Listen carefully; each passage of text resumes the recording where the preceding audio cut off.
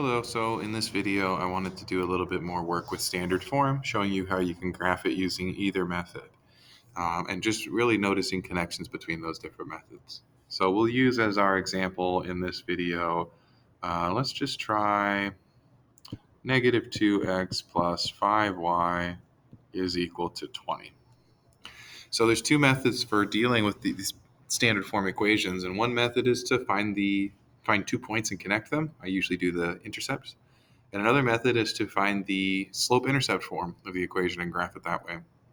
So what I'll do is find the intercepts, graph them, and predict the slope-intercept form and show it that way. So let's find the intercept. So here's method one. Method one is plugging in x equals 0. So if you plug in x equals 0, negative 2 times 0 is nothing. So x equals 0 leaves me with 5y equals 20. And dividing by 5 leaves you with y is equal to 4. So I should end up with a dot right here, y equals 4. Similarly, if I make y equals 0, then I have negative 2x equals 20. Divide both sides by negative 2. And I get x is equal to negative 10, which just barely fits. Let me zoom it out a little bit, I guess. Okay, back to the pen. So here's x equals negative 10. We got to bring y equals 4 down there. Make this work. Okay. And then I can connect my two dots like this. And that is how you graph your line.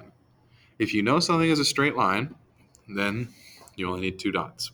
And the easiest dots to get are the ones where you make x equals 0 and then make y equals 0.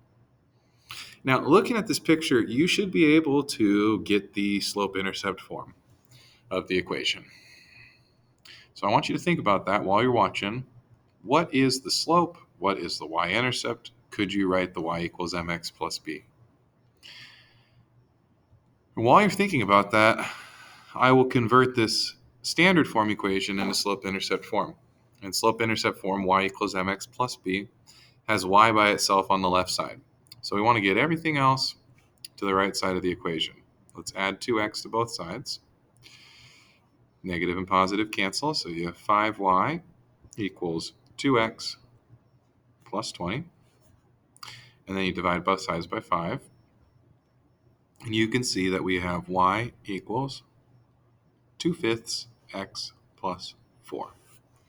And that should agree with your answer from before. Because if you go on your picture, if you go up 4 and over 10 with your slope triangle, up 4 and over 10, that's the same as 2/5. And where it hits the y-intercept of 4, that's the same as plus 4 right there. Just to show you all that it's not just me who's saying this, it's Desmos, it's the whole way the world works. If you type the equation in, it goes right through the line that I drew. That's the standard form equation. You can also type in the slope-intercept form equation. It goes right through those dots. One last connection that I would really want to make sure everybody hears is that in your standard form and in your slope-intercept form, the positives and the negatives switch. So in standard form, we had a negative x, we had negative 2x, and then it switched to being positive 2x when we did slope-intercept. And then it became 2 over 5 when we found the slope. And so there was a lot of switching. The positive and the negative switched. But also, the 5 was the number that touched y, and it actually became the run.